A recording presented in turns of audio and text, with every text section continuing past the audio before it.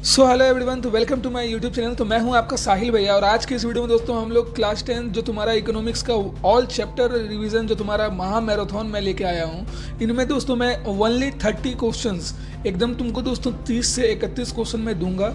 सिर्फ और सिर्फ 30 क्वेश्चन। ये तुम्हारे साहिल भैया की गारंटी है। पूरे साल भर भाई तुम्हारे साथ रह के मेहनत किए हैं सोशल साइंस में, ठीक है।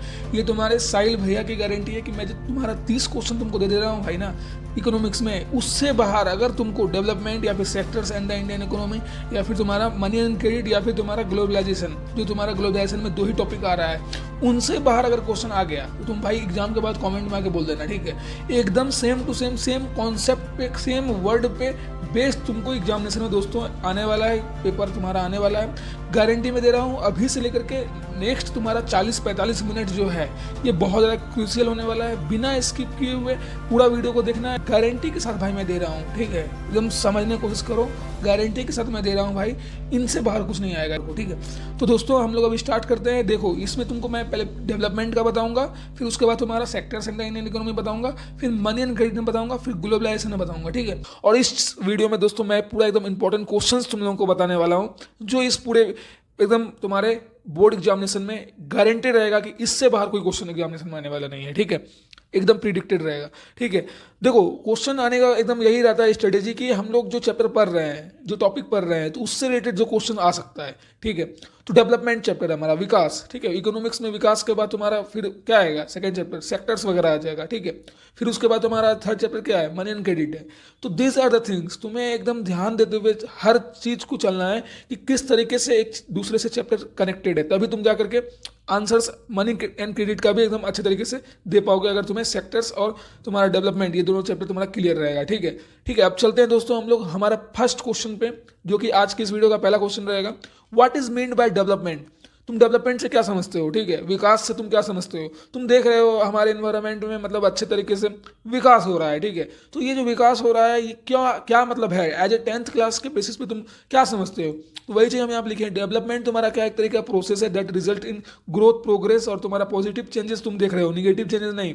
डेवलपमेंट पॉजिटिव चेंजेस में ही देखा जाएगा, ठीक है। और निगेटिव चेंजेस में भी डेवलपमेंट होता है, लेकिन वो तुम्हारे देश के लिए, तुम्हारे सोसाइटी के लिए बहुत ज़्यादा हानि मतलब होता है, ठीक है। बहुत ज़्यादा मतलब खतरनाक साबित हो सकता है अगर निगेटिव चेंजेस हो रहा है तो, ठीक है। तो सोसाइटी में हमेशा कोशिश करना है कि तुम्हारा पॉजिटिव चेंजेस आए। समझ में आ रहा है ना? और क्लास 10th के माध्यम से तुम अगर डेवलपमेंट को डिफाइन करोगे तो development can refer to economic growth, आर्थिक रूप से तुम्हारा देश का जो विकास हो रहा है, सोशल प्रोग्रेस, सामाजिक रूप से जो तुम्हारा विकास हो रहा है, और the growth of basic needs, जो भी तुम्हारे मतलब बेसिक्स आवश्यकताएं हैं, जो जरूरतमंद चीज़ें हैं, अगर तुम उसकी पूर्ति कर पा रहे हो अच्छे तरीके से तो तुम्हारा डेवलपमेंट हो रहा है, ठीक है। अब हमारा क्वेश्चन कह रहा है कि tell us about the 2 important indicators of development.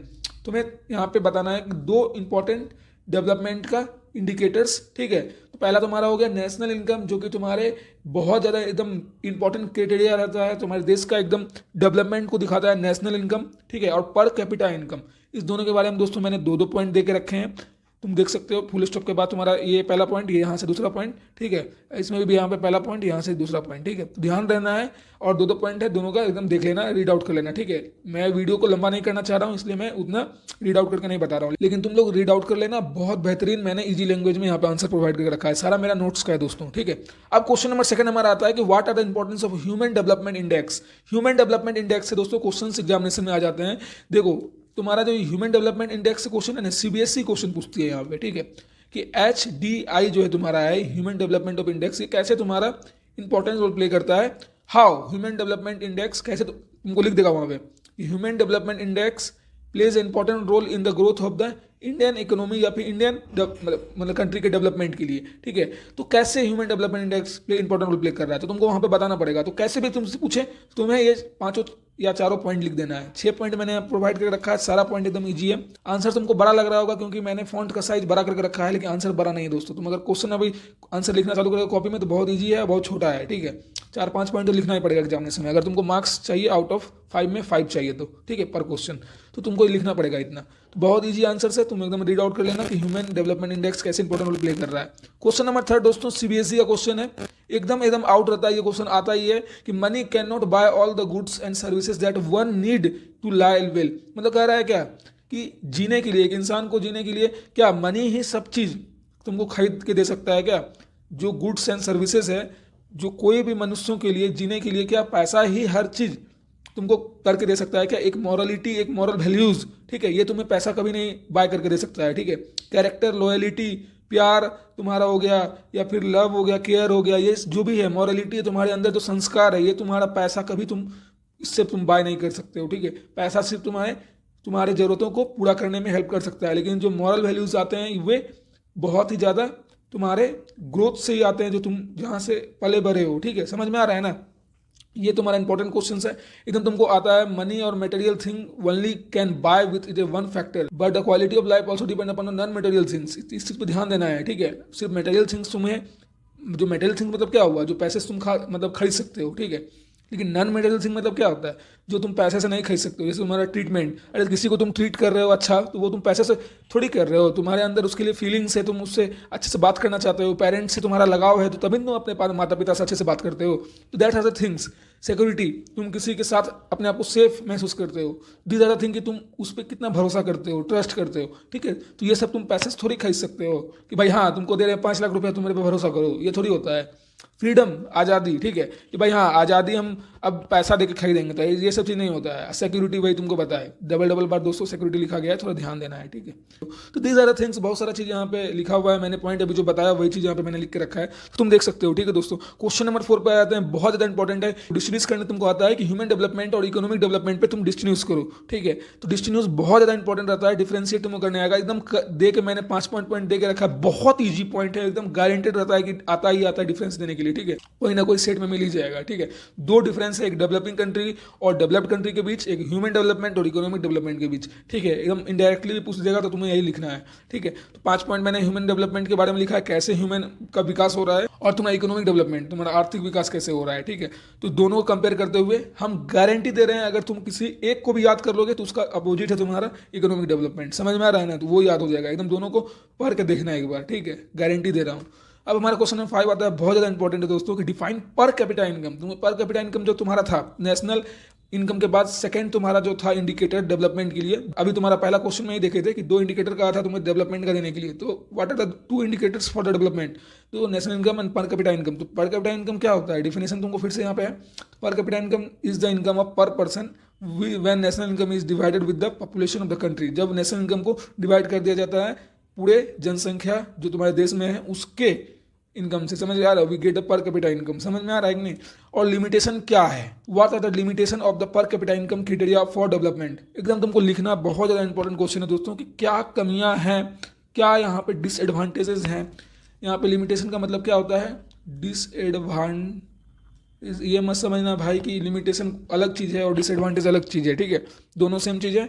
Disadvantage और लिमिटेशन तुमको लिखना है पर कैपिटा इनकम का, जो कि डेवलपमेंट करने के दौरान फेसेस करना पड़ता है पर कैपिटा इनकम का। तो यहाँ पे these are the limitation disadvantages, तो तुम्हें याद रखना है। समझ में आ रहा है कि नहीं? तो पहला पॉइंट में तुम्हारा इसका डिफिनेशन हो गया पर कैपिटा इनकम, और second, third, fourth, fifth, 4 point तुम्हारा हो गया इसका लिमिटेशन, ठीक है दोस्तों।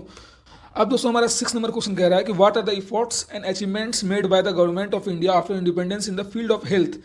तुम्हें ये क्वेश्चन पूछा है कि स्वास्थ्य के विभाग में, हेल्थ के विभाग में आज़ादी के बाद भारतीय सरकार को क्या सब इफोर्ट्स लगा के, क्या सब मेहनत करना पड़ा जिसमें कि अचीवमेंट मिला है, क्या सब अचीवमेंट मिला है स्वास्थ्य के मतलब विभाग में, ठीक है। भारतीय सरकार को आज़ादी के बाद स्वास्थ्य विभाग में उन्होंने क्या आज तक किया है, जो कि एक अचीवमेंट के रूप में तुम समझ सकते हो, ठीक है, उसको ले सकते हो, ठीक है। तो तुमको दीज आर द थिंग्स तुम्हें बताना है कि स्मॉल पॉक्स के बारे में, फिर यहाँ पे मैंने लेके रखा है, स्पेशल अटेंशन दिया गया है हेल्थ फैसिलिटीज़ के लिए, पुअर के लिए, विलेजर के लिए, ठीक है। फिर उसके बाद टीबी, ट्यूबरक्लोसिस, ये सब सारा चीज़, डिजीजेज, मलेरिया वगैरह हो गया, और लेप्रोसी हो गया, मतलब कंप्लीटली कंट्रोल कर लिया गया है ये सारा डिजीजेज। समझ में आ रहा है कि नहीं? तो दीज आर द थिंग्स एकदम याद रखना है तुम लोगों को। समझ में आया कि नहीं दोस्तों? तो दीज आर द पॉइंट्स, बहुत ईजी पॉइंट्स, एक वरीड आउट करो, एकदम ध्यान में, दिमाग में तुम्हारे घुस जाएगा, ठीक है। एसएसटी के लिए तो भाई हम ब्रह्मास्त्र सारा चैप्टर ऑलरेडी दोस्तों, पूरा हिस्ट्री, पूरा सिविक्स, पूरा ज्योग्राफी का इंपॉर्टेंट क्वेश्चंस के साथ साथ 1 शॉर्ट वीडियो भी मेरे चैनल पर जाके मिलेगा,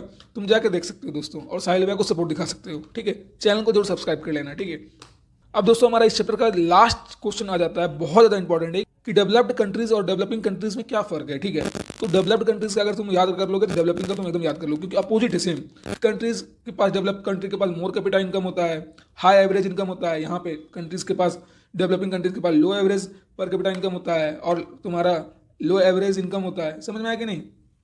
फिर उसके बाद स्टैंडर्ड ऑफ लिविंग वहाँ पे हाई होता है, बहुत हाई होता है डेवलप्ड कंट्री में। यहाँ पे बहुत मतलब मिडिल में तुम मानो, ठीक है, मीडियम मानो standard of living. Lack of basic health facility है तुम्हारा डेवलपिंग में, वहाँ पे बहुत अच्छा हेल्थ फैसिलिटीज़ है, गुड हेल्थ फैसिलिटीज़ है। Life expectancy is very low in developing countries और life expectancy in very more in developed countries. तो दीज आर द पॉइंट्स, एकदम याद रखना है। ये तुम्हें सीबीएसई पूछता है भाई, सीबीएसई पूछता है इस चैप्टर से दोस्तों। यही सातों इंपॉर्टेंट क्वेश्चन हो सकता था जो तुम्हारे एग्जामिनेशन में एकदम कोई ना कोई सेट में 100% सातों में से एक दो क्वेश्चन रिपीट कर जाएगा, ये चीज गारंटी तुम्हारे साहिल भैया का, ठीक है। तो दोस्तों चलते हैं हम लोग हमारे आज के पहला क्वेश्चन पे, जो हमारा sectors of the Indian economy है। तो सेक्टर्स की जब बात आती है तो एकदम दिमाग में तुम लोग का घूमता होगा भाई, हाँ primary sector, secondary sector, tertiary sector, तो उन्हीं पे सारा बेस सारा क्वेश्चन है, ठीक है। अभी चैप्टर 1 डेवलपमेंट पर है, तो डेवलपमेंट का भी कहीं ना कहीं इस चैप्टर में बहुत ज्यादा इंपॉर्टेंट रोल है, ठीक है। तो ये बहुत ज्यादा इंपॉर्टेंट रहता है कि तुम्हें कैसे कनेक्ट करना है हर चैप्टर को एक दूसरे से, ठीक है। क्योंकि मनी एंड क्रेडिट भी इसका नेक्स्ट चैप्टर है, जो कि मैंने उसका भी वन शॉट पढ़ा के रखा है, तो उसका भी इंपॉर्टेंट क्वेश्चन बहुत जल्दी मैं डालने वाला हूं फिर से। और ओल्ड इंपॉर्टेंट क्वेश्चन भी, मेरा ओल्ड वीडियोस भी इंपॉर्टेंट क्वेश्चन का मनी एंड क्रेडिट से रिलेटेड चैनल पे डाला हुआ है, तुम जाके चेकआउट कर सकते हो, ठीक है। तो आज चलते हैं हमारा sector of the Indian economy से। तो पहला क्वेश्चन क्या कह रहा है कि give a simple method to calculate gross domestic product. देखो ग्रॉस डोमेस्टिक प्रोडक्ट, यहाँ पे लोगों को, बहुत सारे बच्चे भी यहाँ पे आए होंगे जो उनको पता भी नहीं होगा फुल फॉर्म। तो ज़्यादा कुछ नहीं है भाई, तुम्हारा जीडीपी का ये फुल फॉर्म है, ठीक है, ग्रॉस डोमेस्टिक प्रोडक्ट। तो जीडीपी से रिलेटेड तुम्हारा क्वेश्चन आता है एग्जामिनेशन में कि कैसे सिंपल मेथड बताओ कोई जो कि ग्रॉस डोमेस्टिक प्रोडक्ट को कैलकुलेट करके हम लोग, मतलब what is gross domestic product, ये तुमसे पूछा है। और उससे पूछा है कि इससे क्या तुम समझते हो और इंडिया में क्या टास्क इसके लिए अंडरटेक किए गए हैं, ठीक है। तुमको इसमें कुछ नहीं करना है, बस इसमें टर्सरी, सेकेंडरी और प्राइमरी सेक्टर से रिलेटेड कनेक्ट करके जीडीपी को बता देना है। लेकिन उससे पहले तुमको जीडीपी का डिफिनेशन देना पड़ेगा कि the value of final goods and services जो कि प्रोड्यूस किए जाते हैं इस सेक्टर में। अरे जो वैल्यूज और जो तुम्हारा प्रोडक्ट का, सर्विसेज का, जो भी तुम्हारा गुड्स या सर्विसेज का तुम्हारा फाइनल वैल्यूज रहता है कोई भी सेक्टर में, ठीक है, इन इस सेक्टर टर्सरी, सेकेंडरी या फिर तुम्हारा प्राइमरी, उसमें पार्टिकुलर ईयर में, मतलब हर ईयर में उसके total production of the sector for the year, मतलब सबको जोड़ देना है तीनों सेक्टर के, समझे, टोटल वैल्यूज को जो प्रोडक्शन हुआ। फिर उसके बाद जीडीपी को हम लोग काउंट करते हैं। तो दिस आर द थिंग्स, यही तुम्हारा हो गया जीडीपी, ठीक है। अब उसको फिर लाइन बाय लाइन तुम लोग रीड आउट कर लेना। मैं वीडियो को लंबा नहीं करना चाहता हूँ इसलिए रीड आउट नहीं करूंगा, लेकिन एक तुम्हें ओवरव्यू देते चलता हूँ हर क्वेश्चन का, ठीक है, और समझाते हुए चलूंगा। और तुमको आंसर मैंने देकर रखा है, तुम आंसर रीड आउट कर लेना और नोट्स में तुम बना भी सकते हो। अभी क्वेश्चन लिखने का तुम्हारा टाइम आ चुका है, एग्जामिनेशन के तुम्हारे 2-3 मंथ सिर्फ बचे हुए हैं, ठीक है दोस्तों। तो चलो हम लोग चलते हैं हमारे नेक्स्ट क्वेश्चन पे। क्वेश्चन नंबर 2 क्या कह रहा है कि write down the 5 features of organise sector. तुम्हें यहाँ पे कुछ नहीं, ऑर्गेनाइज सेक्टर और अनऑर्गेनाइज सेक्टर से रिलेटेड क्वेश्चंस आते हैं, ठीक है। या तो डिस्टिन्यूज करने के लिए आ जाएगा या तो तुम्हें इसका फीचर लिखने के लिए आ जाएगा। तो बहुत ज़्यादा इंपॉर्टेंट रहता है भाई, एकदम सीबीएसई ना तुम्हारा भाई पूछता ही है क्वेश्चन। देखो ये भी क्वेश्चन तुम्हारा पहला था जीडीपी से रिलेटेड जो कि सीबीएसई पूछता था, और ये भी तुम्हारा एक ऑर्गेनाइज सेक्टर से रिलेटेड फीचर बताइए, या फिर ऑर्गेनाइज या फिर अनऑर्गेनाइज से रिलेटेड तुमको देना पड़ेगा डिस्टिन्यूज। तो कुछ नहीं करना है, उसके फीचर को दोनों को डिस्टिन्यूज में भी लिख देना है, या फिर अगर इंडिविजुअली पूछ रहा है सिर्फ ऑर्गेनाइज के बारे में तो उसके बारे में लिखो, या फिर अनऑर्गेनाइज के बारे में पूछ रहा है तो अनऑर्गेनाइज के बारे में लिखो, ठीक है। अब हमारा क्वेश्चन नंबर 3 आता है दोस्तों कि describe the developments which change today. अभी के जनरेशन में जो डेवलपमेंट है वो बहुत ज़्यादा चेंजेस तुमको देखने को मिल रहा होगा। Developing countries from farming nation to nation depending on tertiary sector. देखो यहाँ पे समझने की कोशिश करना पड़ेगा तुमको कि खेती बाड़ी कैसे इंपॉर्टेंट रोल प्ले कर रहा है टर्सरी सेक्टर पे निर्भर भी करते हुए, तुमको ये चीज़ दर्शाना है, ठीक है। तो बहुत इंपॉर्टेंट है, डेवलपमेंट चैप्टर का भी यहाँ पे बहुत बड़ा रोल आएगा इसको एक्सप्लेन करने में। तो इजी पॉइंट तुमको लिखना है, तो एकदम इजी से इजीएस्ट लैंग्वेज में मैंने यहाँ पे 5 पॉइंट देकर रखा है, तो तुम्हें एकदम याद रहना चाहिए, ठीक है। डेवलपिंग कंट्रीज में किस तरीके का तुम्हारा मतलब स्किल्ड वर्कर होना चाहिए कि नहीं होना चाहिए, शॉर्टेज होना चाहिए कि नहीं होना चाहिए स्किल्ड वर्कर का, फिर जो फैसिलिटीज़ वगैरह एग्रीकल्चर में है, इंफ्रास्ट्रक्चर है, ये सबको मतलब ग्रोथ करना चाहिए कि नहीं करना चाहिए, मॉल्स, रेस्टोरेंट वगैरह, टूरिज्म वगैरह को प्रमोट करना चाहिए कि नहीं करना चाहिए। दीज आर द थिंग्स, समझ में आ रहा है कि नहीं। लास्ट के 35 साल से कंपेयर करते हुए मैंने अपने टाइम में भी इस तरीके से बनाया था इस क्वेश्चन का आंसर, ठीक है। तो उसी का सेम टू सेम अपने नोट से मैंने इस क्वेश्चन को लिया है, ठीक है। तो तुम्हें एकदम पता होना चाहिए। तो दोस्तों हमारा क्वेश्चन नंबर 4 क्या कह रहा है कि एक्सप्लेन करना है तुम्हें 5 फीचर ऑफ अनऑर्गेनाइज सेक्टर से रिलेटेड, ठीक है। तो बहुत ज्यादा इंपॉर्टेंट क्वेश्चन है दोस्तों। अभी तुमको तुरंत हम बोले थे कि ऑर्गेनाइज सेक्टर की जब बात आएगी डिस्टिन्यूज करने के लिए तो तुमको अनऑर्गेनाइज सेक्टर से डिस्टिन्यूज करना पड़ेगा, डिफरेंस उसके बीच में बताना पड़ेगा, तो उसके फीचर के बीच में तुमको डिफरेंस बताना पड़ेगा। तो वही चीज लिखना है, कोई दिक्कत नहीं है, लिखने का तरीका एकदम तुम्हारा सेम होना चाहिए, समझ में आया कि नहीं। अब ये भी सीबीएसई क्वेश्चन है दोस्तों, एकदम ध्यान रखना है, ठीक है, कि क्या है अनऑर्गेनाइज सेक्टर का तुम्हारा इंपॉर्टेंट फीचर्स। तो 5-6 पॉइंट मैंने देकर रखा, इजी पॉइंट है, इजीएस्ट पॉइंट, इससे ज़्यादा इजी लैंग्वेज में कहीं तुमको मिलने वाला नहीं है, ठीक है। अब क्वेश्चन नंबर 5 बहुत ज़्यादा इंपॉर्टेंट आता है दोस्तों कि give reasons for the rising of importance of tertiary sector in India. एकदम विस्फोटक क्वेश्चन है भाई, एकदम विस्फोटक क्वेश्चन है, छप जाएगा क्वेश्चन तुम्हारे पेपर में, गारंटी दे रहा हूं। एकदम आता ही है कि इंपॉर्टेंस ऑफ टर्सरी सेक्टर को दिखाते हुए कोई भी एक आर्ग्यूमेंट दे देगा तुमको कि इंडिया का ऐसे डेवलपमेंट हो रहा है तो उसमें टर्सरी सेक्टर का ऐसे डिपेंडेंस है, तो किस तरीके से इंपॉर्टेंस रोल प्ले कर रहा है इंडिया में डेवलपमेंट का, जो राइजिंग एक जो तुम्हारा समझ रहे हो टर्सरी सेक्टर किस तरीके से उभर के सामने आ रहा है डेवलपमेंट में, कैसे हिस्सा ले रहा है भारत के विकास में, ठीक है। तो तुमको ये चीज़ को एक्सप्लेन करना है। तो दोस्तों यहाँ पे मैंने 5 पॉइंट देकर रखे हैं, बहुत ज़्यादा इंपॉर्टेंट एकदम है ये पांचों पॉइंट, तुम एक बार रीड आउट कर लेना, जो तुमको छांटना हो उससे कंक्लूजन निकले, तुम 3 से 4 लाइन तुम शॉर्ट में भी क्रिएट कर सकते हो, एकदम इसको समझ लेना। बहुत ज़्यादा इंपॉर्टेंट क्वेश्चन है भाई, मैं गारंटी दे रहा हूँ कि क्वेश्चन एग्जामिनेशन में आने वाला है, ठीक है। अगर ये नहीं आया तो तुम बोल देना। इंपॉर्टेंस ऑफ टर्सरी सेक्टर आता ही है यार, आता ही है, कुछ आए ना आए 2 क्वेश्चन तो आउट रहता है तुम्हारा। क्या एक तो तुम्हारा सेक्टर के बारे में आ जाएगा, या प्राइमरी सेकेंडरी या टर्सरी, चाहे तीनों में से किसी के बारे में तुम पढ़ के चले जाओ तो आ जाएगा। एक है अनऑर्गेनाइज और ऑर्गेनाइज, और तुम अगर कुछ ज़्यादा पढ़ना चाहते हो जीडीपी के बारे में पढ़ लो, बस यही सब तो चीज़ है। छठा नंबर क्वेश्चन क्या कह रहा है हमारा कि डिस्टिंग्विश करना है तुमको प्राइमरी सेक्टर और सेकेंडरी सेक्टर के बारे में। तुमने बताए थे देखो टर्सरी सेक्टर के बारे में तो पूरा एकदम क्वेश्चन ही तुमको आ जाएगा, ठीक है, एकदम एक्सप्लेन से। अगर इंडिविजुअली टर्सरी सेक्टर के बारे में लिखने के लिए आएगा तो इंडिया के क्या डेवलपमेंट में क्या रोल प्ले कर रहा है टर्सरी सेक्टर, कैसे उभर रहा है, राइजिंग हो रहा है, तो तुमको ये अलग क्वेश्चन आ सकता है। लेकिन अगर प्राइमरी सेकेंडरी के बारे में आएगा डिस्टिंग्विश करने के लिए तुम उसको कर देना। बहुत ज़्यादा इंपॉर्टेंट है तुम्हारा दोस्तों प्राइमरी सेक्टर और सेकेंडरी सेक्टर भी। 4 पॉइंट मैंने देकर रखा है, इनफ है that is for your board examination भाई, ठीक है। इससे ज़्यादा इंपॉर्टेंट तुम्हारा कुछ नहीं हो सकता है दोस्तों, मैं जो दे रहा हूँ ना दैट इज ब्रह्मास्त्र, ठीक है। Explain 3 causes of unemployment in India. तुम्हें अब 3 कारण बताना है, 3 रीजन को बताना है जो कि बेरोजगारी भारत में प्रमोट कर रहा है, ठीक है, जो बेरोजगारी को मतलब बढ़ावा दे रहा है और बेरोजगारी को क्या हो रहा है लीड कर रहा है, मतलब इट लीड्स अनएम्प्लॉयमेंट, किस वजह से। And suggest any 2 major to reduce unemployment. तो तुम्हें 3 कारणों को देते हुए ये भी बताना है कि तुम क्या कर सकते हो। अगर तुमको 2 मिनट के लिए प्रधानमंत्री बना दिया जाए, प्रेसिडेंट बना दिया जाए, मुख्यमंत्री बना दिया जाए, तो तुम्हारे दिमाग में क्या आएगा कि हम क्या करें, ठीक है। ये तुम खुद से भी लिख सकते हो दोस्तों, ठीक है, कोई दिक्कत की बात नहीं है। लेकिन हाँ, क्या लिखना है तुमको वो बताना है। 2 मेजर भी बताना है, 2 मेजर्स तुमको बताना है, 2 उपायों को बताना है। मेजर्स मतलब क्या, उपायों को बताना है जो कि रिड्यूस करता है अनएम्प्लॉयमेंट भारत में, ठीक है, भारत में बेरोजगारी को घटा सकता है। तो ये तुम्हारा 3 पॉइंट तुम्हारा हो गया अनएम्प्लॉयमेंट पे दोस्तों, और फिर तुम्हारा ये 2 पॉइंट हो गया रिड्यूस कैसे करना है अनएम्प्लॉयमेंट को भारत में। अब हमारा लास्ट क्वेश्चन आता है दोस्तों, इस चैप्टर का बहुत ज़्यादा इंपॉर्टेंट क्वेश्चन है भाई, बहुत ज़्यादा एकदम, कि contribution of employment and GDP कैसे इंडियन इकोनॉमी पे तुम्हारा डाल रहा है, effect of employment and GDP on the Indian economy. भारतीय अर्थशास्त्र में देखो समझने की कोशिश करो, भारत का जो आर्थिक स्थिति है इस पे कैसे जीडीपी ग्रॉस डोमेस्टिक प्रोडक्ट और तुम्हारा एम्प्लॉयमेंट, तुम्हारा जो रोजगार का जो तुम्हारा दर है, ठीक है, और जो रोजगार मिलने का जो कैपेसिटी है, बेरोजगारी इतना जो छा रहा है, अगर बेरोजगारी ना हो करके अगर एम्प्लॉयमेंट का रेट बढ़ जाए और जीडीपी तुम्हारा कैसे, ये दोनों चीज़ जो है भारत में भारत के आर्थिक व्यवस्था को, आर्थिक स्थिति को कैसे मजबूत कर सकता है। तो दैट इज द थिंग्स, तुम्हें यही चीज़ बताना है और कंपेयर करते हुए इस चीज़ को लिखना है। इन बीते सालों में यहाँ पे बच्चे क्या करेंगे पता है, खुद से कुछ लिखने लगेंगे कंपेयर करते हुए, अरे लिखना, लेकिन तुम इंपॉर्टेंट यहाँ क्या कर रहा है, कंपेयर करके दिखाना है कि अभी तक में क्या कंट्रीब्यूशन, क्वेश्चन पर हो, कंट्रीब्यूशन का मतलब वो है क्या कि अभी तक में क्या योगदान दिया है भारत सरकार ने। भारत में किसी भी तुम्हारा पॉलिटिकल पार्टीज का अगर गवर्नमेंट चल रहा है तो उन लोगों ने क्या किया है भारत के अर्थशास्त्र को, मतलब आर्थिक स्थिति को मजबूत करने के लिए, एम्प्लॉयमेंट और जीडीपी को में क्या किया है जो उसको मजबूत कर सकता है, ठीक है। दीज आर द थिंग्स, ठीक है कि नहीं। तो 1950 से 51 तक की बात है, फिर 2003 से 2004 की बात है, फिर 2003 से 2004 में दोनों की बात है, सेकेंडरी प्लस प्राइमरी सेक्टर की बात, फिर तुम्हारा क्या क्या कंट्रीब्यूशन है इधर साइड। देखो जीडीपी के लिए तुम्हारा 3 कंट्रीब्यूशन मैंने देकर रखा है और 2 कंट्रीब्यूशन तुम्हारा क्या है एम्प्लॉयमेंट के लिए। तो दीज आर द थिंग जो तुम्हारे एनसीईआरटी में है वही तुमको लिखना है, दैट्स बस सिंपल फंडा, ठीक है। और अगर तुम कंट्रीब्यूशन जानते हो, तुम्हें अगर इंटरेस्ट है कि भाई अभी क्या हो रहा है रिसेंट में, क्या कंट्रीब्यूशन हमारा जो रिसेंट का तुम्हारा जो पॉलिटिकल पार्टीज है या फिर कोई गवर्नमेंट, कोई सरकार जो हमारा जैसे कि बीजेपी चला रहा है या एनडीए का सरकार चल रहा है, तो उन्होंने क्या किया है, भारत सरकार के योगदान में क्या कंट्रीब्यूशन निभाया है पिछले 10 सालों में, तो तुम वो भी लिख सकते हो अगर you have a capability to write, ठीक है। अगर नहीं है तो तुम इसको डायरेक्ट याद करके जाओ जो एनसीईआरटी में है, ठीक है, कोई दिक्कत की बात नहीं है,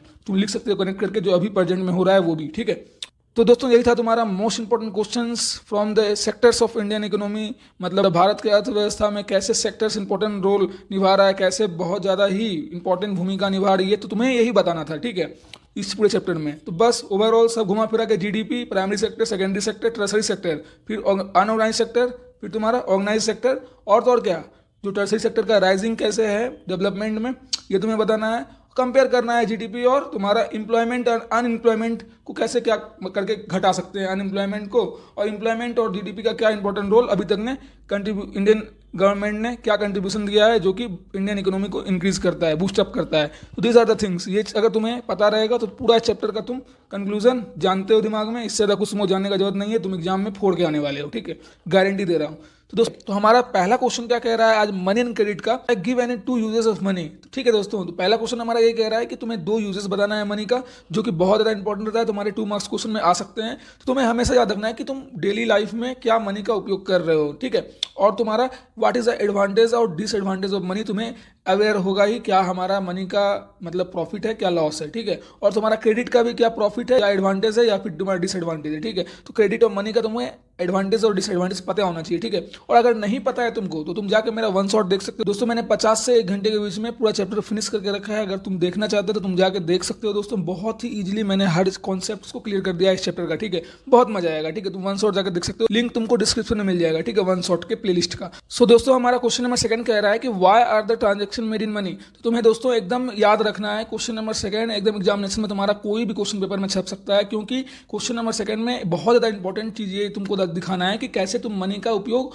ट्रांजैक्शन में करते हो, ठीक है। कोई भी चीज़ का तुम खरीदारी कर रहे हो, कोई भी चीज़ तुम सामान खरीद रहे हो, तो तुम हमेशा पैसा देके ही ट्रांजैक्शन क्यों करते हो, और तुम्हारा यहाँ पे दिखाना है आंसर देने टाइम कि बार्टर सिस्टम से कैसे तुम्हारा, बार्टर सिस्टम मतलब क्या, सामान के बदले तुम सामान लेते थे अर्लियर टाइम में, तो that is called a barter system. तो तुमको कैसे बेनिफिट प्रोवाइड कर रहा है मनी ट्रांजेक्शन सिस्टम, तुमको ये चीज़ कंपेयर करते हुए दिखाना है बार्टर सिस्टम से। तो दोस्तों आंसर मैंने यहाँ पे प्रोवाइड करके रखा है, तो तुम्हें इसको सारे आंसर्स को रीड आउट कर लेना है। 3 से 4 पॉइंट में मैंने दोस्तों इस आंसर्स को देके रखा है, और 2nd नंबर में भी तुमको और करके एक क्वेश्चन मैंने देके रखा है कि why is money transaction system is better than the barter system. तो तुमको बताना है कि मनी ट्रांजेक्शन सिस्टम कैसे तुम्हारा बेटर है as comparable to barter system से, ठीक है। तो दोनों तरीके का क्वेश्चन तुमको आ सकता है, लेकिन तुम्हारा आंसर सेम होगा, ठीक है। हमेशा याद रखना कि दोनों में तुम्हें ट्रांजैक्शन सिस्टम और बार्टर सिस्टम से रिलेटेड ही बताना है, ठीक है दोस्तों। तो मैंने इसका 4 पॉइंट देके रखा है, तो तुम्हें इसे रीड आउट कर लेना है। मैं वीडियो को लंबा नहीं करना चाहता हूँ, तो इसलिए मैं रीड आउट नहीं कर रहा हूँ, बस एज ए मैंने ओवरव्यू हर क्वेश्चन का तुम्हें अभी बताते चल रहा हूँ। तो तुम्हें इसका आंसर रीड आउट कर लेना है। 4 पॉइंट मैंने देके रखा है, एकदम ईजी लैंग्वेज में, एक बार रीड आउट करो, तुम्हारे दिमाग में एकदम फिट हो जाएगा, ठीक है, गारंटेड। अब हमारा क्वेश्चन नंबर 3 आता है दोस्तों, जो कि बहुत ज़्यादा इंपॉर्टेंट है कि why is there a great demand of loans of और क्रेडिट। देखो, लोन्स और क्रेडिट ऐसे तुम्हारा उधार ही होता है, ठीक है। तो वाई इज ग्रेट डिमांड, क्यों अभी के मॉडर्न कल्चर में, अभी के आधुनिक जनरेशन में, जो हमारा जो न्यू जनरेशन है, यहाँ पे देखते हो कि तुम्हारा कि व्हाट इज द एडवांटेज, तुम्हें यहाँ पे एक तरीके से दिखाना है कि एडवांटेज क्या है लोन्स और क्रेडिट का, जो कि क्यों इसके डिमांड को बढ़ावा दे रहा है, ठीक है। समझने की कोशिश करो, सोसाइटी में लोन्स और क्रेडिट का बहुत ही ज़्यादा डिमांड है। क्यों है? तो क्योंकि इसका एडवांटेज है लोगों की ज़रूरतों को पूरा करने में, जो कि कोई अगर मान लो कोई इस्टेब्लिश करना चाहता है, अपने पैरों पे खड़ा होना चाहता है, तो उसके लिए बहुत अच्छा है, स्रोत है लोन्स और क्रेडिट की। तुम अपने लिए अपने स्टेबिलिटी को दर्शाओ, ठीक है, तुम्हारे अंदर जो टैलेंट है उसको लेकर के तुम आगे बढ़ो किसी से लोन लेकर के। तो दैट इज द थिंग, तुमको यहाँ पे एक्सप्लेन करते हुए दिखाना है। तो और करके क्वेश्चन ये भी तुमसे पूछ सकता है कि analyse the role of credit for development, ठीक है। तो दोस्तों तुमको दे देगा क्वेश्चन कि credit plays a very important role in the Indian economy, ठीक है। तो हाउ तुम्हें ये, या फिर इस स्टेटमेंट को कैसे जस्टिफाई करना है, तुम्हें ये चीज़ बताने के लिए पूछ देगा। तो कैसे जस्टिफाई करो, या फिर इस पर तुम प्रकाश डालो, ठीक है। तो दैट आर द क्वेश्चन। इसी तरीके से तुमको क्वेश्चन आता है एग्जामिनेशन में, ठीक है। तो तुम्हें इसका आंसर्स को यही लिखना है जो मैंने यहाँ पे 4 पॉइंट 5 पॉइंट देकर रखा है, ठीक है दोस्तों। दीज आर द रीजन्स जो कि ग्रेट डिमांड है तुम्हारे लोन और क्रेडिट का, या फिर तुम्हारे रोल ऑफ क्रेडिट का, ठीक है, लोन और क्रेडिट का, या फिर तुम्हारा क्रेडिट का रोल, ठीक है, या फिर एडवांटेज ऑफ क्रेडिट। समझ में आ रहा है कि नहीं? तो दीज आर द थिंग्स, तुम्हें सीबीएसई में आता ही है क्वेश्चन, ठीक है, ठीक है। अब हमारा क्वेश्चन नंबर 4 क्या कह रहा है दोस्तों, what are self help groups. Self help groups के बारे में दोस्तों एकदम एग्जामिनेशन में आता है। एसएचजी के बारे में एकदम फ्रीक्वेंटली आस्क्ड क्वेश्चन है, कोई ना कोई स्टेट में पूछ ही देता है कि इसका क्या मतलब है, एसएचजी, ठीक है। तो एसएचजीएस के बारे में, सेल्फ हेल्प ग्रुप के बारे में तुम्हें पूछेगा, और इसका पूछेगा what are the functions of the self help groups. तो क्या है इसमें, ये 15 से 20 लोगों का संगठन होता है, ये लोग अपने पैसे को मतलब रखते हैं और ज़रूरतमंद लोगों को प्रोवाइड करते हैं। तो क्या करते हैं, दैट आर द थिंग्स, ठीक है, एकदम पूरा यहाँ पे मैंने लिख के रखा है, तो मैं इसको रीड आउट कर लेना है, ठीक है दोस्तों।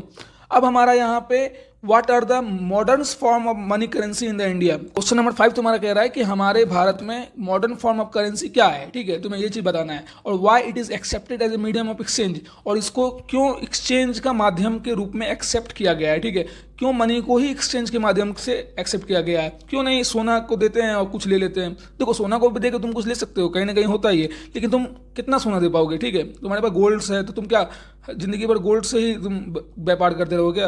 ये तो तुम्हारा क्या है, रेयर एलिमेंट है ना, गोल्ड तुम्हारा क्या है, बहुत ज़्यादा ही एक्सपेंसिव एलिमेंट है। तो दिस आर द थिंग। तो तुमको दोस्तों ध्यान देना है कि कैसे modern form of currency money है, मनी कितना ज़्यादा इंपॉर्टेंट है, इसको फिर से दर्शाते हुए तुम्हें बताना है, और क्यों एक्सेप्ट करते हैं as a medium of exchange तुम्हें एक्सप्लेन करना है।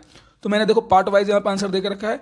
2 पॉइंट तुम्हारा यहाँ पे है कि what are the modern form of the money currency क्या है, उसके बारे में यहाँ पे मैंने देकर रखा है। और why are the modern form of money accepted as a medium of exchange, क्यों मनी को ही एक्सेप्ट किया जाता है as a medium of exchange के रूप में। तो तुम्हें यहाँ पे मैंने दे के रखा है, ठीक है, एकदम दोस्तों 2-3 पॉइंट यहाँ पे मैंने दे के रखा है, एकदम याद तुमको कर लेना है, ठीक है दोस्तों। अब दोस्तों हमारा क्वेश्चन नंबर 6 क्या कह रहा है कि what roles do the bank play in the economy of the country. तुम्हें यहाँ पे इजीली कुछ नहीं करना है दोस्तों, सिर्फ यही चीज बताना है कि कैसे तुम्हारा बैंक इंपॉर्टेंट रोल प्ले कर रहा है इकोनॉमिक के बूस्टअप में, ठीक है, किसी भी देश के अर्थव्यवस्था के बूस्टअप में या आर्थिक स्थिति के बूस्टअप में कैसे बैंक इंपॉर्टेंट रोल प्ले कर रहा है। या फिर तुमको रिजर्व बैंक से रिलेटेड कोई क्वेश्चन आ जाएगा तो उसमें भी तुमको यही चीज लिखना है, कोई बड़ा बात नहीं है। बैंक कैसे इंपॉर्टेंट रोल प्ले कर रहा है, एकदम तुम्हारा क्वेश्चन आता है, सीबीएसई का क्वेश्चन है दोस्तों, एकदम याद रखना है भाई, जो बोल रहे हैं ब्रह्मास्त्र, ठीक है, एकदम तुमको याद रखना है। मैंने यहाँ पे 5 पॉइंट देकर रखा है, डेट इज इनफ। तुम इससे यहाँ पे 7 पॉइंट भी क्रिएट कर सकते हो, ठीक है, कोई दिक्कत की बात नहीं है, बहुत इजी पॉइंट मैंने देकर रखा है। और अब आता है एकदम ब्रह्मास्त्र क्वेश्चन, जो क्वेश्चन नंबर 7, जो कि तुम्हारे एग्जामिनेशन में, सीबीएसई के एग्जामिनेशन में एकदम हमेशा छपता ही छपता है, फॉर्मल सेक्टर लोन और इनफॉर्मल सेक्टर लोन के बारे में। मेरे टाइम में भी ये क्वेश्चन आ गया था, ठीक है दोस्तों।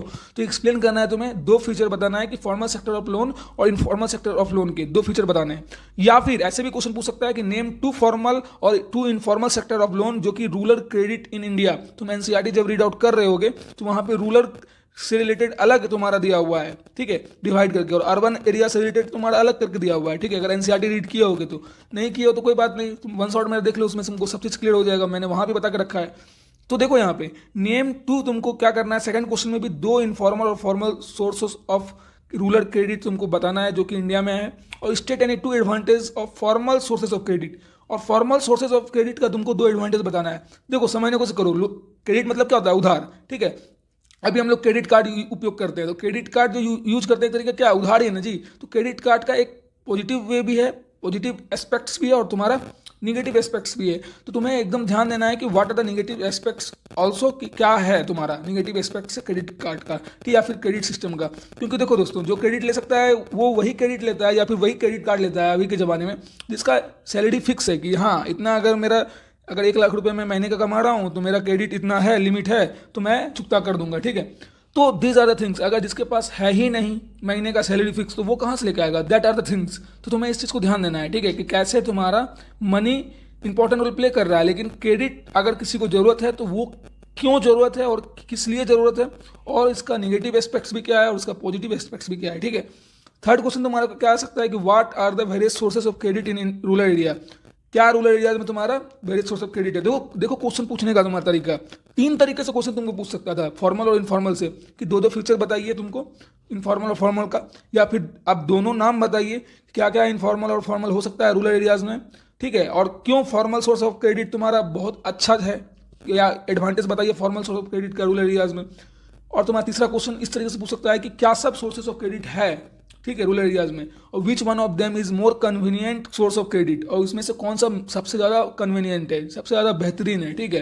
तो why is it more convenient, तो ठीक है मानते हैं अगर फॉर्मल सोर्स ऑफ क्रेडिट तुम्हारा कन्वीनियंट है, तो क्यों कन्वीनियंट है, वाई इज इट कन्वीनियंट, ठीक है। तो तुम्हें यह चीज बताना है, ठीक है दोस्तों, बहुत इजी क्वेश्चन है ये, इसका मैंने दे के रखा है दोस्तों, तीनों पॉइंट एकदम तुमको याद रहना चाहिए, तुम्हारे मस्तिष्क में एकदम तुम्हारे दिमाग में फिट हो जाना चाहिए। कैसे एक्सप्लेन कर दो मैंने दिया है, तुम खुद भी कंपेयर कर सकते हो। अरे फॉर्मल क्रेडिट का मतलब क्या होता है, बैंक हो गया तुम्हारा, जो भी गवर्नमेंट इंस्टीट्यूशन है, फॉर्मल क्रेडिट तुम वहां से ले रहे हो, ठीक है। फॉर्मली मतलब क्या, जिसको तुम नहीं जानते हो, तुम मतलब सरकार से ले रहे हो। इनफॉर्मल मतलब क्या, रिलेटिव हो गया तुम्हारा, मनी लेंडर हो गया तुम्हारा, ठीक है। मनी लॉट्स, जो तुम अगर किसी से ले रहे हो, बड़े बड़े सेट से अगर कोई तुम लोन ले रहे हो, ठीक है, जो कि मनमाना अपना क्या क्या करता था, मोनोपोली वगैरह करता था, है ना जी, ओल्डर टाइम में, रियल टाइम में। तो तुमको ये सब चीज़ लिखना पड़ेगा, ठीक है। समझ में आ रहा है कि नहीं, क्या बेनिफिट है क्या नहीं है, क्यों फॉर्मल सोर्स को लोग लेते हैं क्यों नहीं लेते हैं, ठीक है। तो ये क्वेश्चन बहुत ज़्यादा इंपॉर्टेंट था, इसलिए मैंने इसको अच्छे से समझा दिया है, ठीक है।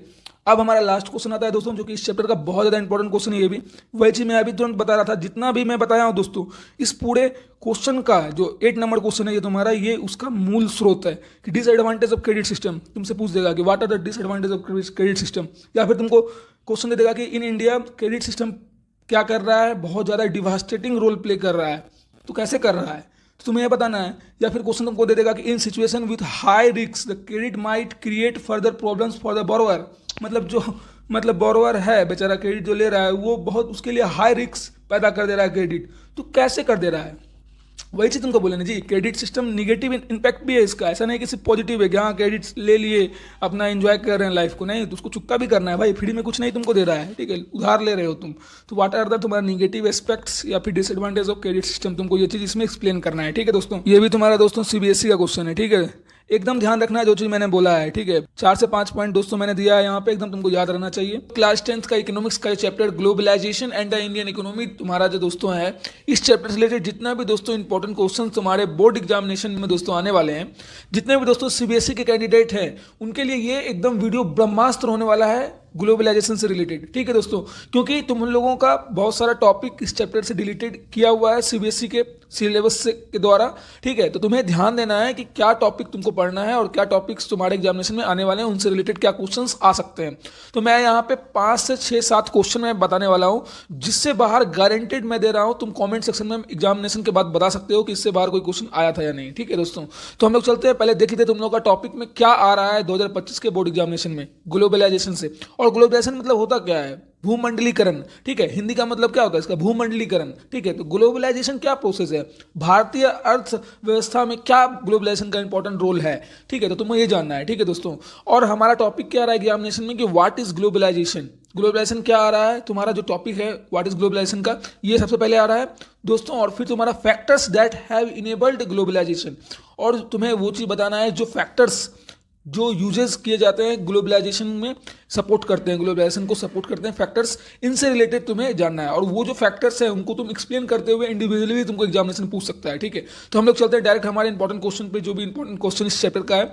और जो बच्चे अदर बोर्ड के हैं जिनको इस पूरे चैप्टर का पूरा पढ़ना है टॉपिक, वो जाके मेरा ओल्ड लेक्चर का इंपॉर्टेंट क्वेश्चन देख सकते हैं। मैंने उसमें और भी बहुत सारे क्वेश्चन बता के रखे हैं जो तुम्हारे बोर्ड एग्जामिनेशन में आते हैं, ठीक है दोस्तों। तो चलते हैं अभी हम लोग हमारे पहला क्वेश्चन पे। तो हमारा पहला क्वेश्चन क्या कह रहा है दोस्तों कि what do you mean by globalisation, ठीक है। तो ग्लोबलाइजेशन से तुम क्या समझते हो, सबसे पहली बात है ग्लोबलाइजेशन का जो ये तुम्हारा टॉपिक है कि ग्लोबलाइजेशन तुम जानते क्या हो, ग्लोबलाइजेशन क्या है, इंटीग्रेशन है या interconnection between the countries through a trade, और तुम्हारा फॉरेन के द्वारा, फॉरेन या फिर ट्रेड सिस्टम के इन्वेस्टमेंट के द्वारा बाय मल्टीनेशनल कॉर्पोरेशन, एमएनसीज। यहाँ पे एमएनसीज की बातें आएंगी, लेकिन तुमको ये सब सारा चीज सीबीएसई वाले स्टूडेंट को उतना डिटेल में नहीं पढ़ना है, तो कोई बात नहीं है। लेकिन हाँ, तुम्हें पता रहना चाहिए ग्लोबलाइजेशन मतलब होता क्या है। ये इंटीग्रेशन है तुम्हारा या इंटरकनेक्शन बिटवीन द तुम्हारा कंट्रीज का, इंटरनेशनली किसी और कंट्रीज से तुम्हारा कनेक्शन किस द्वारा, तो फॉरेन इन्वेस्टमेंट या फिर ट्रेड इन्वेस्टमेंट के द्वारा, बिटवीन द मतलब तुम्हारा बाय एमएनसी वगैरह के द्वारा, ठीक है, मल्टीनेशनल कॉर्पोरेशन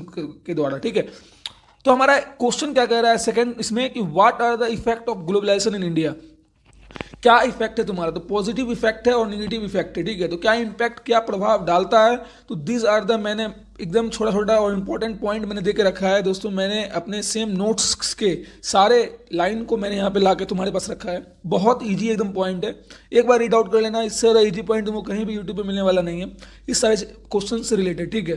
तो गारंटी रहेगा एकदम तुम्हारे दिमाग में चला जाएगा अगर एक बार रीड आउट कर लोगे तो, ठीक है। सारा एकदम ईजी लैंग्वेज में ईजी पॉइंट्स मैंने प्रोवाइड करके रखा है। पॉजिटिव इंपैक्ट्स देखो मैंने 4-5 पॉइंट देकर रखा है, और इधर भी निगेटिव इंपैक्ट 4 पॉइंट देकर रखा है। तो तुम्हें 4-4 पॉइंट याद रखना है, ठीक है। निगेटिव इंपैक्ट तो देखो क्लोजर ऑफ स्मॉल इंडस्ट्रीज वगैरह है, कट इन फार्म सब्सिडीज है, फिर उसके बाद तुम्हारा इंडियन इकोनॉमिक फेज बहुत ज़्यादा प्रॉब्लम करता है ब्रेन ड्रेन के वजह से, ठीक है। Globalisation has failed to mark its impact on unemployment and poverty, unemployment, बेरोजगारी और पॉवर्टी के मामले में ग्लोबलाइजेशन तुम्हारा फेल्ड हो रहा है, ठीक है। तो these are the things. Negative impact क्या है तुम्हें ध्यान रखना है, ठीक है। अब पॉजिटिव इंपैक्ट क्या है, MNCs have increase investment in India, multinational corporation जो है वो सारा बहुत ज़्यादा इन्वेस्टमेंट कर रहा है इंडिया को उसके इकोनॉमिक बूस्टअप के लिए, ठीक है। तो दीज आर द थिंग। तुम लिखना कैसे तुमको है वो तुम्हारे ऊपर डिपेंड करता है। तो मैंने वर्ड का स्टॉक के साथ ईजी लैंग्वेज में आंसर्स देकर रखे हैं, तुम एक बार रीड आउट करो जरूर और क्वेश्चंस का प्रैक्टिस करना स्टार्ट करो लिखने का, ठीक है, क्योंकि तुमको एग्जामिनेशन में लिखने आना चाहिए, ठीक है। तो दीज आर द थिंग्स। अब हमारा सेकंड क्वेश्चन क्या कह रहा है दोस्तों कि एक्सप्लेन एनी 3 फैक्टर्स। तुम्हें अब वही फैक्टर्स बताना है कि what are the factors which are responsible for the globalization in India. तुम्हारा जो भूमंडलीकरण है ये तुम्हारा किस फैक्टर्स पे रिस्पॉन्सिबल करता है, क्या फैक्टर्स तुम्हारा जिम्मेदार है भूमंडलीकरण को करवाने के लिए, ठीक है। समझ में आ रहा है कि नहीं। तो दिस आर द फैक्टर्स जो कि तुम्हारा एडवांसमेंट इन इंफॉर्मेशन टेक्नोलॉजी, तुमको पहला फैक्टर्स तुम्हारा ये हो गया। दूसरा हो गया टेलीकम्युनिकेशन फैसिलिटीज तुम्हारा हो गया। फिर कंप्यूटर्स के बारे में भी तुम लिख सकते हो क्या तुम्हारा इंपॉर्टेंट रोल प्ले कर रहा है। फिर liberalization and removal of trade barriers तुम लिख सकते हो। फिर तुम्हारा एडवांसमेंट इन ट्रांसपोर्टेशन फैसिलिटीज लिख सकते हो। तो मैंने यहाँ पे एक्सप्लेन करते हुए दोस्तों पहला क्वेश्चन में सारा फैक्टर्स के बारे में लिख दिया है इजी लैंग्वेज में, और थर्ड क्वेश्चन में मैंने सिर्फ और सिर्फ पॉइंट उसका दे दिया कि क्या फैक्टर्स तुम्हारा एकदम डिपेंडेंट कर रहा है। देखो थर्ड क्वेश्चन में तुम्हारा वही फैक्टर्स ही बताना है कि क्या ग्लोबलाइजेशन में फैक्टर्स फैसिलिटेट कर रहा है, ठीक है, तुम्हें ये चीज बताना है थर्ड क्वेश्चन में भी। लेकिन थर्ड क्वेश्चन में एकदम स्मॉल में मैंने 4 पॉइंट देकर रखा है, तुम इसको भी लिख सकते हो और तुमको इसको कैसे एक्सप्लेन करना है इसका आंसर्स मैंने 2 नंबर क्वेश्चन में देकर रखा है। देखो एक्सप्लेन करते हुए मैंने वहां पे पॉइंट वाइज एक्सप्लेन करते हुए मैंने देकर रखा है। तो देखो पहला तुम्हारा हो गया रैपिड इंप्रूवमेंट इन टेक्नोलॉजी, बहुत ज़्यादा तेज गति से तुम्हारा टेक्नोलॉजी जो तुम्हारा इतना ज़्यादा तकनीकी जो स्टेबिलिटी है ये इतना ज़्यादा इंप्रूवमेंट देश में देखने को मिल रहा है। लिबरलाइजेशन ऑफ ट्रेड, जो तुम्हारा लिबरलाइजेशन ऑफ ट्रेड और इन्वेस्टमेंट है पॉलिसीज में, ये बहुत ज़्यादा इंपॉर्टेंट रोल प्ले कर रहा है ग्लोबलाइजेशन को। फैक्टर्स बहुत ज़्यादा इंपॉर्टेंट फैक्टर है। और pressure from international organization like WTO, world bank वगैरह पे। चौथा तुम्हारा हो गया इंप्रूवमेंट ऑफ ट्रांसपोर्ट फैसिलिटीज और पांचवा हो गया इंप्रूवमेंट इन कम्युनिकेशन फैसिलिटीज। तो these are the things, these are the 5 points on the factors which are responsible of the globalization in India. समझ में आया, या फिर किसी भी देश का ग्लोबलाइजेशन में समझ में आ रहा हो कि नहीं। इंडिया के बारे में पूछ रहा है तब भी तुमको ये लिखना है, और सिर्फ ग्लोबलाइजेशन में फैक्टर्स पूछ रहा है तब भी ये लिखना है, ठीक है, कोई दिक्कत नहीं है।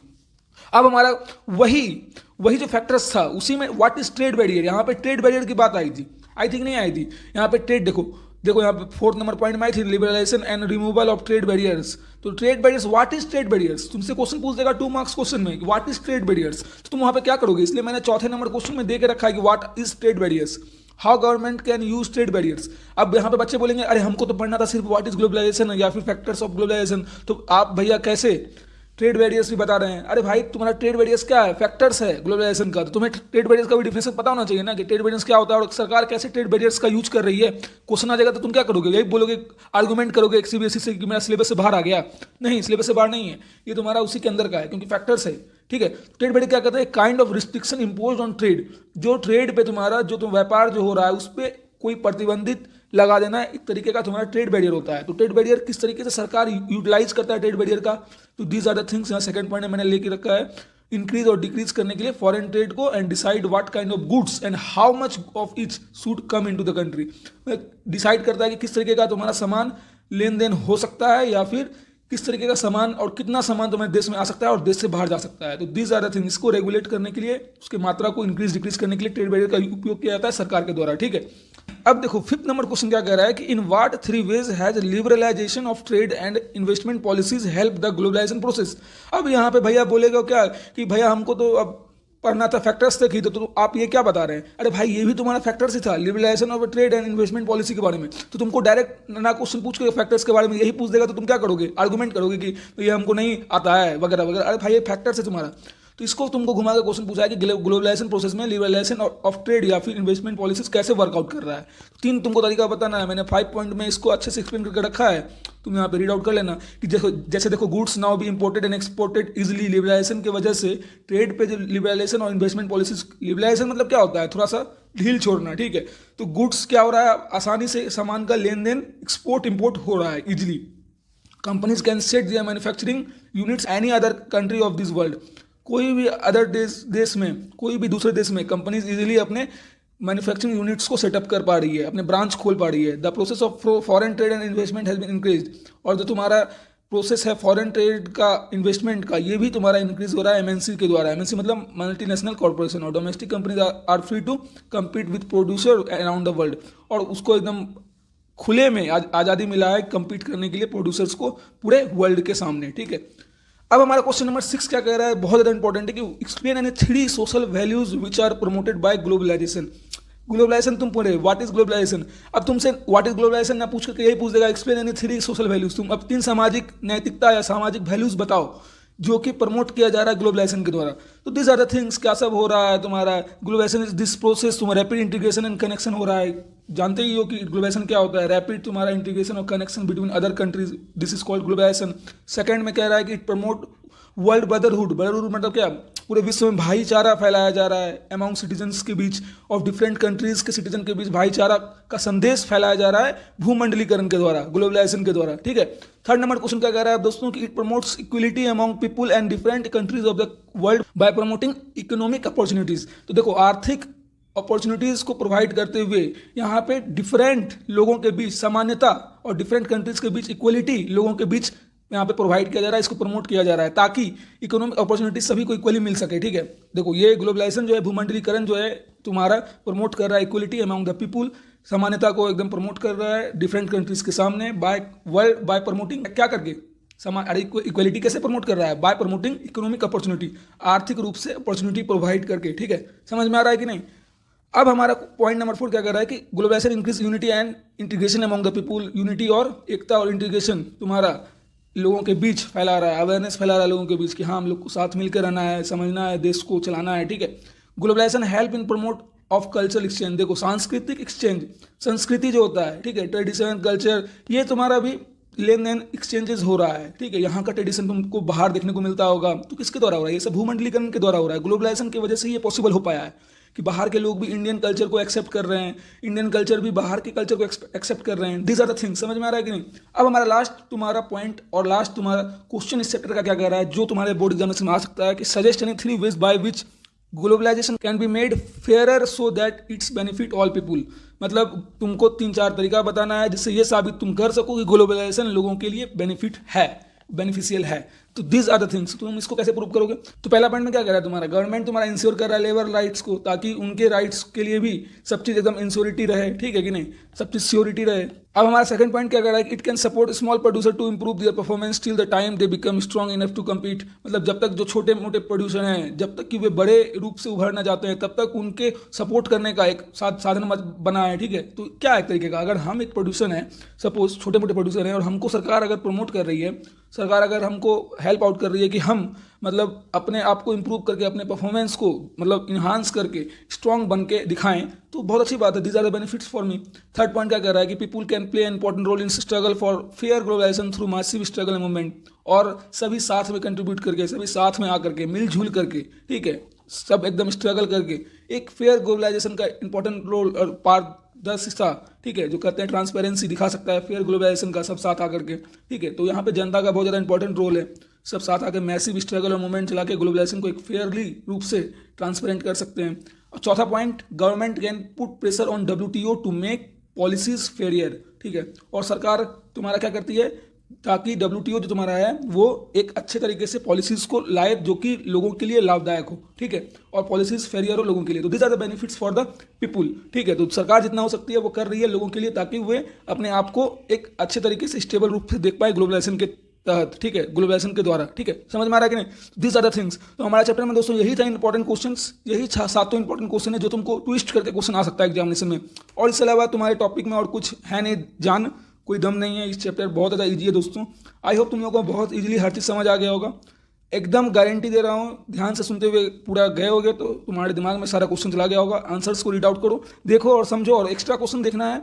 ठीक है, और भी क्वेश्चन देखना है। अगर तुमको इससे मन नहीं भरा है और नेक्स्ट टॉपिक जो तुम्हारे नहीं भी आ रहे हैं उसको भी देखना है, तो तुम ओल्ड वीडियो को मेरे देख सकते हो, उसमें भी मैंने क्वेश्चंस प्रोवाइड करके रखे हैं। ठीक है, और इसमें मैंने आंसर भी प्रोवाइड कर रखे हैं, तो इसको रीड आउट करो और प्रैक्टिस करो। और मैंने ऑलरेडी दोस्तों पूरा SST में सारे चैप्टर्स का, हिस्ट्री, इकोनॉमिक्स, ज्योग्राफी और तुम्हारा सिविक्स में सारा इंपॉर्टेंट क्वेश्चंस मैंने प्रोवाइड करके रखा है। 1 शॉट अवेलेबल है सारे चैप्टर के। तो class 10th new 1 shot playlist तुम जाके चेकआउट कर सकते हो और प्लेलिस्ट का फायदा उठा सकते हो। उसमें नोट्स बेहतरीन मैंने प्रोवाइड करके रखा है, NCERT wise, NCERT covered notes से पूरा लाइन बाय लाइन मैंने समझा कर रखा है सारे चैप्टर को।